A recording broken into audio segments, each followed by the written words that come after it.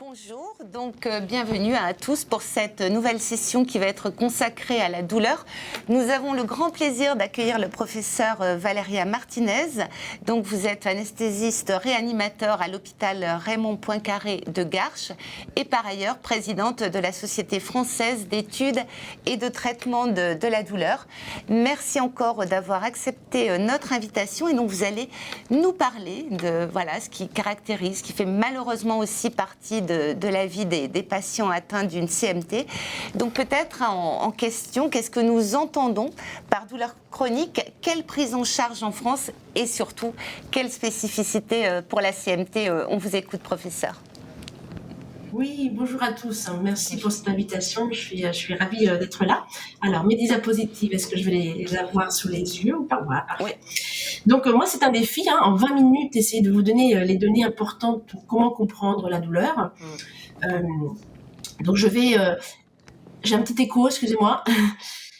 Je vais essayer d'être le plus concise, précise et mettre les points saillants pour que vous compreniez bien les messages importants derrière cette douleur et surtout cette douleur chronique. Alors, il y a beaucoup de choses qui sont communes à toutes les douleurs et puis il y a des choses qui sont un petit peu plus spécifiques des maladies neuromusculaires. Alors, la douleur, il y a une définition qui a été donnée par l'Association internationale de la douleur, qui est une expérience. C'est une expérience à la fois sensorielle, émotionnelle, désagréable, qui est liée à une lésion tissulaire présente ou potentielle, ou décrite en ces termes évoquant une telle lésion. Et c'est important de retenir qu'en fait, c'est pas seulement une sensation, la douleur, elle est accompagnée d'émotions et elle est accompagnée de pensées qui vont s'agréger pour en faire cette expérience qui est aussi très individuelle et qui va dépendre d'un patient à un autre.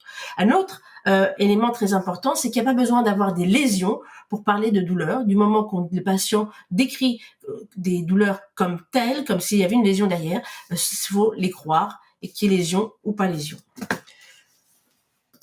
Deuxième point important, c'est justement cette distinction entre la douleur aiguë et la douleur chronique. C'est quelque chose que peu de médecins font parfois la part des choses et pourtant c'est totalement différent. La douleur aiguë, c'est un symptôme de quelque chose qui va pas dans le corps et on va chercher à voir ce qui va pas. On s'est tordu la cheville, on a une lésion inflammatoire et donc le but c'est d'aller comprendre, c'est une alarme, il y a quelque chose qui va pas. On va essayer de prendre en charge, d'abord de trouver ce qui va pas et pour prendre en charge pour que la douleur disparaisse. Là, on est sur la douleur aiguë. La douleur chronique, c'est plus compliqué puisque c'est une douleur qui va durer dans le temps. Et donc, ce signal d'alarme n'a plus de sens pour le patient puisque parfois, on a trouvé pourquoi il y avait mal, mais cette douleur est tout le temps allumée, cette alarme est tout le temps allumée et elle va durer. On parle de douleur chronique quand ça dure plus de 3 mois. Donc voilà, la distinction. En général, c'est pas quelque chose qui va à partir de 3 mois, on est dans la douleur chronique, c'est quelque chose qui s'installe de façon progressive. Donc retenons que la douleur aiguë, elle est utile parce qu'elle est protectrice. On va enlever la main du chaud, par exemple, quand on se brûle. Elle va être une alarme. Et la douleur chronique, elle va être inutile. Elle va être non protectrice. C'est cette alarme qui va durer et qui va être donnée, anxiété, dépression. Les traitements sont totalement différents l'un à l'autre. Dans un côté, on essaye et on peut justement souvent avec des gestes ou des médicaments faire disparaître totalement la douleur. Dans la douleur chronique, l'objectif est de mieux vivre avec cette douleur ou de moins l'entendre, qu'elle ait moins de retentissement. Et donc c'est pour ça qu'on parle d'un côté de douleur symptôme et de l'autre côté d'une douleur maladie. C'est important de savoir que la douleur chronique est une maladie en elle-même et qu'elle est considérée depuis très peu, depuis 2019, par l'Association internationale également comme une maladie. Alors, qu'est-ce que ça fait quand on a une douleur chronique? La douleur chronique va entraîner la lésion, puis la douleur qui va être, mais beaucoup de petites couches. C'est comme ça que j'explique à mes patients, des petites couches qui vont se surajouter sur cette douleur, c'est-à-dire qu'on va faire moins d'activité, on va être fatigué, on va moins dormir, on va entraîner anxiété, dépression, et puis peut-être on va moins faire ses loisirs, et puis avoir un retentissement de la famille. Toutes ces petites couches, en fond, expliquent ce que c'est vraiment la douleur chronique maladie. Et donc l'objectif dans la prise en charge, c'est justement que ces petites couches, elles soient les moins nombreuses possibles, les moins grosses possibles, et qu'on arrive à destreindre ces couches d'oignons pour en diminuer le retentissement chez le patient. Alors, l'expérience de douleur, quand on demande au patient qu'est-ce qui comment ils expliquent leur douleur, ils vont dire ça me brûle, ça me lance, j'ai un étau au niveau des pieds, cela cogne, cela tape. Ça, c'est comme ça qu'ils le décrivent. Mais ils peuvent également parler de retentissement. Je reste au lit, je bouge moins qu'avant, je ne sors plus de la maison. Ou ce que ça leur fait au fond d'eux. Ils ont une colère, ils sont tristes, ils sont découragés. Ou ce qu'ils vont penser de cette douleur. Les médecins ne comprennent pas. Je dois avoir quelque chose de grave. Ah, ça y est, c'est reparti, je repars dans l'enfer 2. Et donc, ce qu'il faut comprendre, c'est donc cette expérience est multiple et ce n'est pas qu'une sensation, comme je vous l'ai dit dans la définition, et que toutes ces points-là vont en fait communiquer et interagir, renforcer les uns les autres. Et également, c'est pour ça qu'on dit que le cercle vicieux de la douleur, c'est que j'ai mal, par exemple, j'ai des tensions musculaires à cause de cette douleur, donc je pense souvent à mes douleurs, ça me rend anxieux, et ce cercle vicieux va en fait augmenter le message douloureux. Et également, c'est important d'essayer de rompre ce cercle vicieux pour le rendre sur un cercle vertueux à l'envers, et justement dégonfler ce ballon qui se met en place quand ça fait des mois et des mois qu'on présente des douleurs. Donc l'expérience de la douleur, vous avez compris, ce n'est pas qu'une sensation, ce sont des choses qui embarquent d'autres éléments comme la pensée, ce que je me dis par rapport aux douleurs, mon comportement, ce que je fais quand j'ai mal, et mes émotions, c'est ce que je ressens. Et donc elle est vraiment quelque chose de très individuel en fonction des patients et qui peut être très très varié, et même chez un même patient peut varier bien sûr au cours du temps. Un autre point, c'est que dans le système nerveux, entre notre périphérie et notre système nerveux central, qui sont le cerveau, il y a des interactions qui sont importantes. Je vais essayer d'expliquer de façon assez simple un peu la physiopathologie de la douleur. On a quelque chose en périphérie. Ça peut être une lésion traumatique, ça peut être une chirurgie, ça peut être une entorse de pied, ça peut être justement une neuropathie axonale qui donne des douleurs en périphérie. Le traumatisme, en général, est double et à la fois, ça peut être les petits nerfs qui peuvent être atteints, mais ça peut également l'inflammation autour des tissus. Tout ça, ça va entraîner de la douleur locale ce qu'on appelle sensibilisation périphérique. En périphérique, on est plus sensibilisé à la douleur. Puis, ça va être transmis au niveau central, c'est-à-dire au niveau de la moelle, au niveau du cerveau, par les nerfs. Et cette sensibilisation, au niveau central, il peut y avoir ce qu'on appelle une sensibilisation centrale. Ça veut dire une amplification du message douloureux. Cette amplification du message douloureux peut entraîner, dans certains cas, des modifications de du système central qui peut entraîner des douleurs chroniques, alors même que la lésion n'est plus là, qu'elle est guérie. Ces modifications au niveau du système nerveux central vont être modulées par de nombreux facteurs, des facteurs psychologiques, nos bagages génétiques, notre bagage également sur la douleur. Est-ce qu'on a eu des nombreux accidents douloureux dans notre vie ou pas? Les opioïdes, qui sont des médicaments qui sont très forts pour diminuer la douleur, mais on sait également que les opioïdes, donc les morphiniques forts, quand ils sont pris dans certaines conditions, à des très très fortes doses et pendant long cours, peuvent au contraire rendre plus sensible ce système nerveux central et plus sensible à la douleur. Tout ça, quand on dit que le système nerveux central peut être sensibilisé, va faire que on peut entendre un message comme douloureux, alors qu'au départ, il ne l'est pas. C'est ce qu'on appelle, nous, dans notre jargon, l'allodynie. C'est-à-dire qu'à peine on touche un endroit, il peut être très très douloureux, alors que chez un patient non sensibilisé, avec ses problématiques de douleur, il est ressenti juste comme un toucher.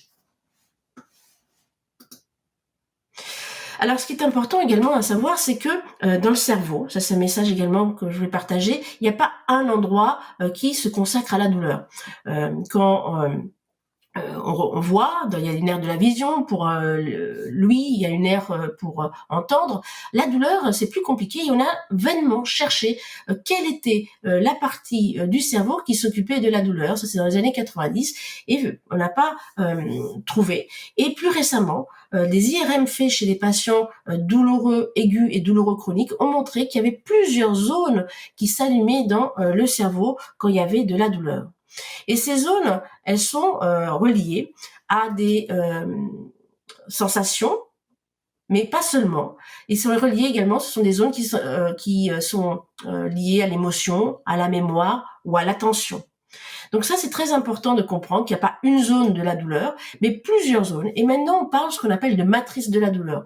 Certains territoires du cerveau, des aires du cerveau, vont être plutôt consacrés à la sensation.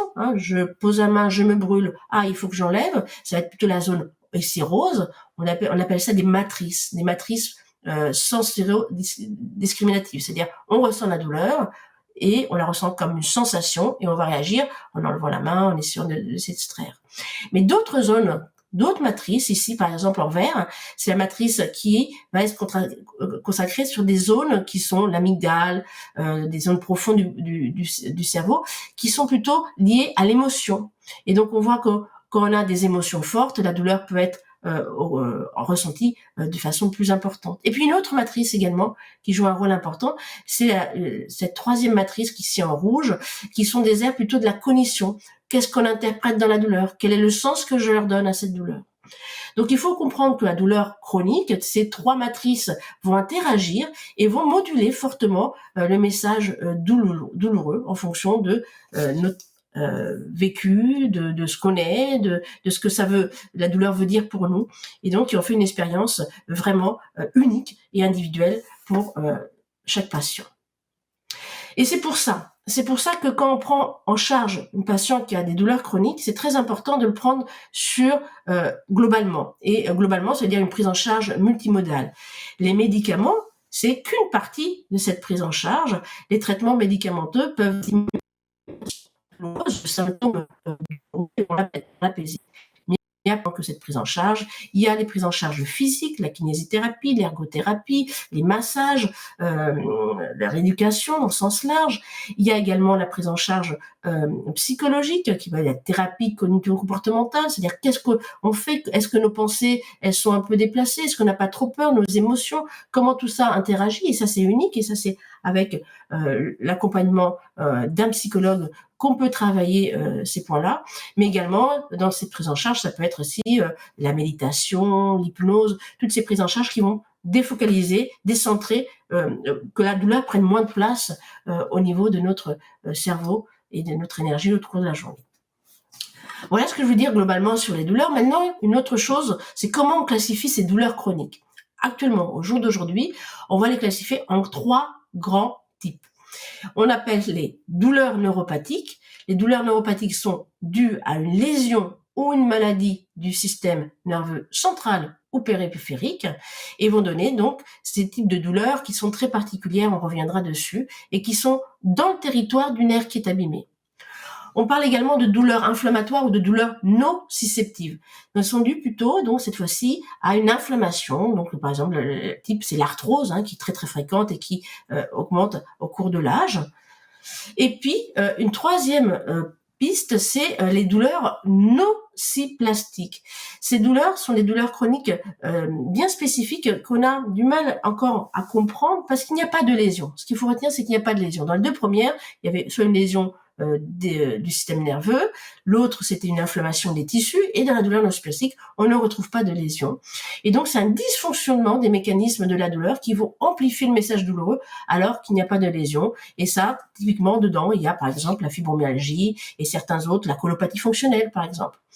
Et c'est un corps qui va être plus sensible. Il peut exister des douleurs mixtes, bien évidemment. Là, c'est très schématique. On peut avoir tout à fait des douleurs neuropathiques qui, au cours du temps, vont se transformer en douleurs nociplastiques avec un dysfonctionnement du système nerveux, tellement la douleur est présente et dure depuis du temps.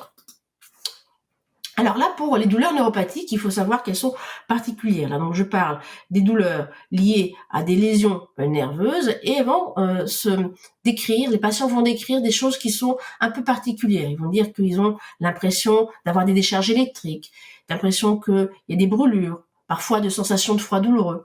Et tout ça, c'est associé à des sensations un peu étranges qui sont des engourdissements, des fourmillements, des mangements, picotements. L'examen clinique est typique et il repose sur 3 gestes. On regarde si le patient se sent moins bien à cet endroit-là, s'il se sent moins bien au toucher, à la piqûre, et si le frottement léger peut déclencher des douleurs. Tout ça, c'est donc les caractéristiques, comment sont décrites les douleurs neuropathiques. On sait qu'on peut s'orienter vers une douleur neuropathique quand on a au moins 4 de ces signes qui sont évocateurs. Tout ça, c'est rassemblé sur un des outils qui sont validés, qui s'appellent des outils que vous avez peut-être entendu parler, les DN4, douleurs neuropathiques 4, c'est-à-dire pour avoir 4 points pour pouvoir poser le dépistage. Ça permet le dépistage des douleurs neuropathiques. Ce qu'il faut savoir quand vous allez voir un médecin qui va s'occuper de la douleur, c'est important d'évaluer tout ceci. Donc on évalue la sensation avec des échelles que vous connaissez bien, qui sont qu'on demande à un patient d'évaluer entre 0 et 10. À partir de 5-6, on dit que c'est des douleurs qui sont intenses.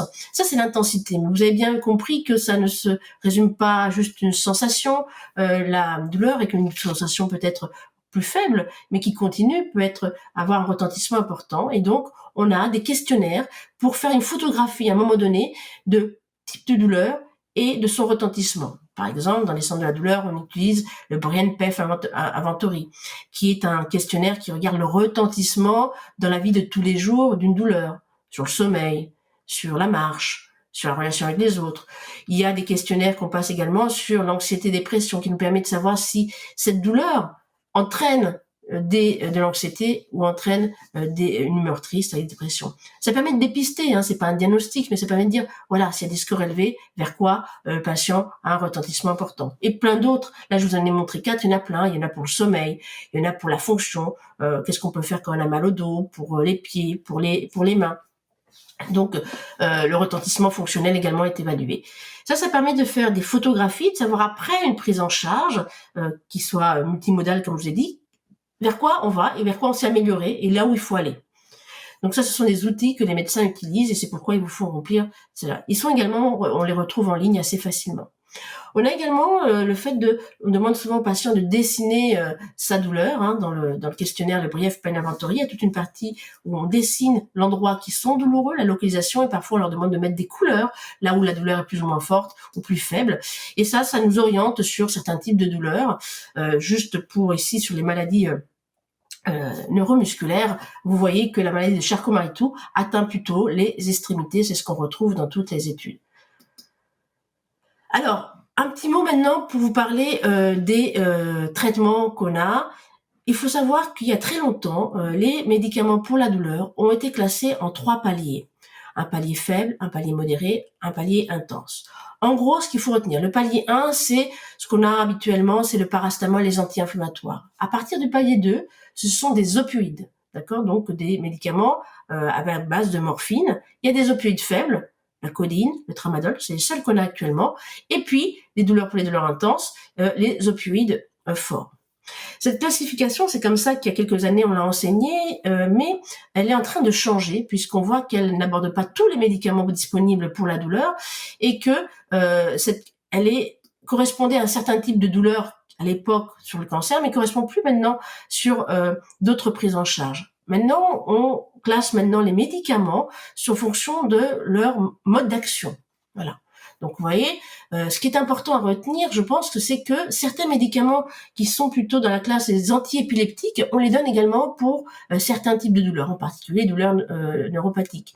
On utilise également certains antidépresseurs, pas parce que vous êtes déprimé, mais parce qu'il y a une action sur la douleur. Leur mécanisme d'action permet de diminuer le message douloureux. Donc, ça s'appelle des modulateurs de ce message douloureux. Et comment on fonctionne pour les médecins quand vous venez voir des consultations douleur spécialisées, il faut savoir que tout ça, c'est la littérature qui va prouver que les médicaments fonctionnent ou pas dans tel type de douleur. Ici, je vous montre un algorithme qui a été donné pour la douleur neuropathique et donc qui est recommandé par la Société française d'études de la douleur actuellement. Et donc, devant une douleur neuropathique, donc des douleurs liées aux lésions nerveuses, vous avez un arbre qui va pour les douleurs périphériques avec des paliers. En première attention, on utilise ça. Si ça fonctionne pas, en deuxième attention, on fait ça. Et en troisième attention, on fait ça. Et également, on peut associer des médicaments, vous voyez, des flèches avec ou et pas. Et là, on retrouve les antidépresseurs et les antiépileptiques qu'on donne pour la douleur neuropathique et pas parce qu'on est épileptique ou parce qu'on a des dépressions. Peut-être que ça peut être associé, mais on le donne également pour la douleur. Donc, vous voyez comment ça fonctionne. Ce que je vais peut-être insister, c'est que dans les douleurs neuropathiques périphériques, qui sont fréquentes dans la maladie de Charcot-Marie-Tooth, il y a certains traitements qui sont assez récents, qu'on voit ici, qui se donnent en deuxième ligne.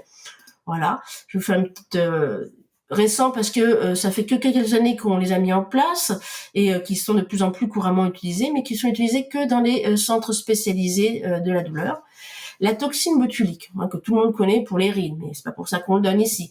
Donc, on l'utilise beaucoup en MPR pour relâcher les muscles, mais c'est pas également pour ça qu'on le donne en douleur. On l'utilise également dans la douleur neuropathique d'une façon un peu particulière parce qu'on va pas l'injecter dans le muscle, on va mettre en intradermique. Vous voyez les petits boutons là, ça c'est sous la peau. Et ça, dans la région qui est douloureuse, ça peut diminuer le message douloureux neuropathique et ça fonctionne assez bien. Donc ça, c'est un traitement qui se fait à l'hôpital et qui doit se refaire tous les 3 mois parce que l'efficacité est à peu près de 2 à 4 mois. Il y a également ces traitements, également pour récents, enfin maintenant c'est depuis 2011, mais qui se font également dans les structures spécialisées. C'est les patchs de capsaïcine qui sont en deuxième ligne dans les douleurs neuropathiques. Ce sont des patchs qu'on pose dans la région douloureuse, comme ça, et qui se posent pendant 1 heure. Et également, chez les patients pour lesquels c'est efficace entre 2 et 4 mois. Et on doit refaire ces patchs tous les 3 mois et donc venir en hôpital de jour pour traiter. C'est des choses qui sont des hôpitaux de jour assez courts. C'est une pause qui dure 1 heure. Donc au total, on peut compter demi-journée à l'hôpital. Et puis, il y a toutes les autres choses. Vous avez bien compris que moduler la douleur, ça peut aussi faire intervenir des traitements non médicamenteux. Ce qu'on utilisait plus, ce que les médecins prescrivaient le plus, c'est les TENS, cette électrostimulation transcutanée qu'on peut positionner, également qui est positionnée dans l'algorithme, le fameux algorithme dans les douleurs neuropathiques. Il y a depuis peu la RTMS que certains centres font avec des modulations au niveau du cerveau pour calmer les messages douloureux de différents types. Et puis l'accompagnement par les massages, défocaliser l'attention sur la douleur. Quand on a des douleurs tout le temps et qu'on se concentre que sur la douleur, elle prend beaucoup de place. Et parfois, quand on l'oublie, on sait très bien qu'on arrive à la mettre de côté, qu'elle prenne moins de force. Et ça, c'est important. Et donc, il y a des techniques, l'hypnose, par exemple. On peut faire la méditation. Il y a des nouvelles techniques de réalité virtuelle où on décentre l'attention et on pense plutôt positif avec une focalisation sur des choses qui vont nous décentrer du message douloureux. Alors maintenant, je vais parler un petit peu des douleurs de la maladie de Charcot-Marie-Tooth et j'ai fait une petite revue de la littérature. Une revue de la littérature, ça allait chercher les preuves des médecins qui ont publié sur la thématique. Mais en fait, il y en a très peu quand on s'intéresse juste à cette maladie. Il y a ce qu'on appelle méta-analyse, c'est une revue un article qui va regrouper plusieurs articles pour en faire une synthèse. Et là, on en a une qui a été publiée en 2017.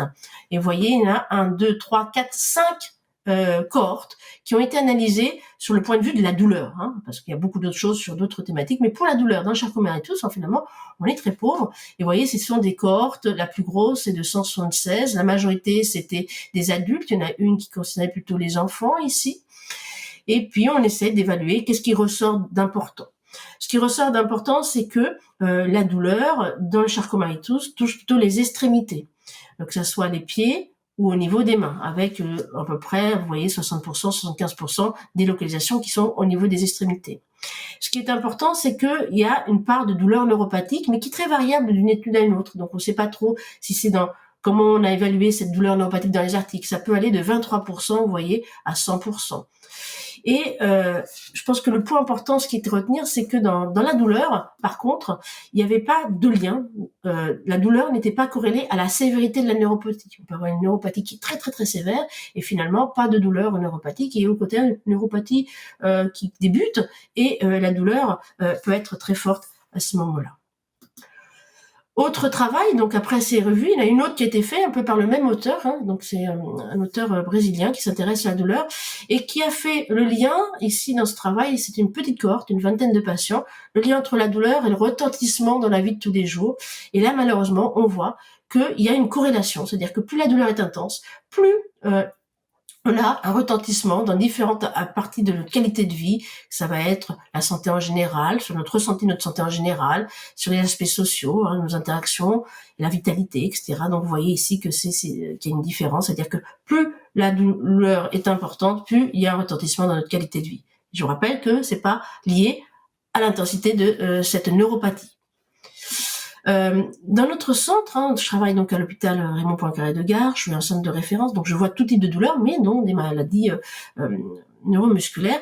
Et on a vu une petite série de 23 qui retrouve un petit peu ce qui a été dit dans la littérature. Là, vous avez la localisation de la douleur, c'est dans les membres inférieurs, plus latin. Le type de douleur. Alors ça, c'est important, c'est-à-dire que je vous avais dit tout à l'heure que vous pouvez avoir des douleurs mixtes. En fait, la majorité des patients qui ont des douleurs au niveau des pieds, avec notre expérience, ce sont plutôt des douleurs mixtes. C'est-à-dire qu'ils n'ont pas que des douleurs neuropathiques au niveau du pied, ils ont des douleurs plutôt mécaniques, qu'on appelle souvent le deuxième type, la nociceptive. Et donc là, c'est important qu'il faut une expertise parfois pour faire la part des choses. La douleur neuropathique confondue avec la douleur nociceptive, parfois est difficile, parce que voilà. Et donc, il faut essayer de voir un expert pour voir est-ce qu'il y a vraiment des douleurs neuropathiques dans ce pied. Voilà, parce que la douleur neuropathique seule, finalement, ça concerne peu de patients. Globalement, la douleur n'est pas... La majorité des patients ont plutôt des douleurs moyennes. Donc, les 2/3, on est plutôt des douleurs moyennes. Et dans notre série, et dans notre expérience, le score d'anxiété et de dépression est plutôt bas. Ça fait des douleurs chroniques dans la maladie de Charcot-Marie et tout, fort heureusement, font pas partie des douleurs avec le plus fort retentissement sur l'humeur. Peut-être quelque chose d'intéressant, ça c'est une prise en charge avant, donc on a fait une photographie avant la prise en charge dans notre consultation, et puis après. Donc avant, on voyait les traitements que les patients prenaient, souvent des paliers 1, 2, 3 qui sont devant le tableau. Et après un passage dans une structure douleur, on voit que certains patients, quand c'était bien sûr adapté, ont bénéficié de ces fameux patchs de capsaïcine, le nom commercial c'est Qutenza, c'est pour ça que vous voyez ici, le TENS et la toxine botulique. Et certains patients, après le passage, n'avaient besoin d'aucun traitement. Ils sont repartis sans aucun traitement, on avait juste une évaluation et on les a orientés vers d'autres techniques et pas des traitements. Mais ça, c'est intéressant à savoir. Ça, c'est une prise en charge qui peut se faire dans les structures douleurs spécialisées. Alors justement, les structures spécialisées. Juste pour faire une photographie actuellement en France, il faut savoir qu'aujourd'hui, il y a 278 structures douleurs en France qui sont réparties dans l'ensemble du territoire. Il y en a de deux types. Il y a un tiers qui sont des centres de la douleur. Dans les centres de la douleur, on y pratique à la fois la recherche et l'enseignement. Et puis les 2 tiers qui sont des consultations. Pour leur partie clinique, consultation et centre, c'est à peu près la même chose. Peut-être que dans les centres, il va y avoir les derniers traitements médicamenteux qu'on met en place et qu'on fait de l'investigation. Ces 278 structures viennent d'être labellisées pour 5 ans. C'est une fierté française. On est les seuls en Europe à avoir ce maillage territorial avec ces structures. Une structure, c'est labellisé quand il y a au moins 3 intervenants. C'est le base. Les intervenants, c'est un médecin, un psychologue et une infirmière. Et malheureusement, les problématiques sont qu'il y a une grande hétérogénéité, même s'il y a un maillage important en fonction des régions. Ici en rouge, les régions qui sont en difficulté, avec des structures qui ferment. Ces structures, même s'il y en a partout, elles sont petites. En moyenne, elles sont de 1,5 équivalent temps plein de ces structures. D'autres sont plus grosses, mais en moyenne, la médiane, c'est ça. Donc, grande hétérogénéité. Et malheureusement, ces structures, il y a un délai pour un premier rendez-vous qui est très variable d'une région à une autre. Donc là, vous avez les délais de rendez-vous pour prendre dans ces structures. En moyenne, c'est 3 mois. Donc vous avez bien compris, c'est des structures qui sont pas pour la douleur aiguë. Il faut voir le médecin généraliste et les médecins en ville, des soins primaires pour prise en charge quand vous avez besoin d'une prise en charge assez rapide. Mais pour une prise en charge globale, un accompagnement régulier sur des douleurs chroniques, vous avez ces structures avec des délais qui sont très variables, en moyenne 3 mois. Alors tout ça, bien sûr, le gouvernement est bien conscient de tout ça et il y a eu quand même des efforts qui ont été faits récemment pour essayer d'améliorer ce parcours. Essayer de voir comment on pouvait voir plus de patients dans ces structures douleurs, qu'il y en ait plus qui rentrent, mais également qui sortent. Et donc, la Haute Autorité de Santé vient de publier quelque chose qui s'appelle le parcours de santé d'une personne présentant une douleur chronique, qui donne un petit peu les règles, des nouvelles choses pour que ça soit appliqué sur le terrain. Ça a été fait en collaboration avec le Collège de médecine générale et la Société française d'études et traitements de la douleur. Les mots-clés qu'il y a, c'est un gros pavé de 300 pages, mais il y a des synthèses, c'est que celui qui va piloter ça soit plutôt les soins primaires, c'est-à-dire le médecin généraliste qui connaît bien le patient, et que ça soit 3 niveaux qu'on puisse appeler les soins primaires, qui va être par le médecin généraliste, et également les kinésithérapeutes en ville, les infirmières, les coordinatrices de soins, mais qu'on permette de faire des allers-retours rapides dans les structures de soins, que ce soit un deuxième niveau qui vont être plutôt les consultations et le troisième, les centres avec les soins les plus innovants et les plus récents qu'on teste actuellement. Les interfaces, pour faciliter tout ça, ça va être des outils numériques. C'est-à-dire qu'on puisse également, nous, dans les structures de douleur, avoir une interface avec des soignants de niveau pour les accompagner, faire de l'expertise par téléphone, que ce soit valorisé ce travail qu'on fait et qui est important pour pouvoir répondre aux besoins de la ville plus rapidement et aider comme ça le plus de patients. Voilà ce que je voulais vous dire. J'imagine que ça va donner lieu à beaucoup d'interrogations et de questionnements. Mais là, vous avez une photographie un petit peu actuellement de la prise en charge de la douleur en France en ce moment. Donc merci et je suis disponible pour des questions. Merci, c'est nous qui vous remercions pour cette présentation qui était très riche et très claire. Vraiment, merci beaucoup. Ce que je vous propose, professeur, pour que nous soyons bien dans les temps, c'est peut-être que nos internautes gardent les questions pour la table ronde. Moi, j'en aurais juste une très très courte. Donc, vous avez parlé de ces consultations douleurs spécialisées. C'est un accès direct ou il faut être orienté par son médecin généraliste ou neurologue ? Il faut absolument être orienté par son médecin généraliste ou un spécialiste avec une petite lettre d'accompagnement. D'accord, très bien. Martine, merci beaucoup, c'était clair et concis. Je vous dois encore les 11 vidéos pour la douleur. Je vous les envoie très prochainement pour que vous puissiez les mettre sur votre site. Alors, je pense que les questions seront nombreuses et j'en ai quelques-unes aussi. Mais là, malheureusement, il est 11h. Donc, je serai là à 16h alors. Très bien, merci beaucoup, professeur. On vous retrouve donc pour notre table ronde et comme ça, vous répondrez à nos nombreuses questions. Et donc, quant à nous, une petite pause, la petite pause s'impose. Et donc, on se retrouve à 11h15 donc, avec notre invité suivant qui sera donc Serge Brown et qui nous parlera des essais thérapeutiques. Merci beaucoup et à tout à l'heure. Merci.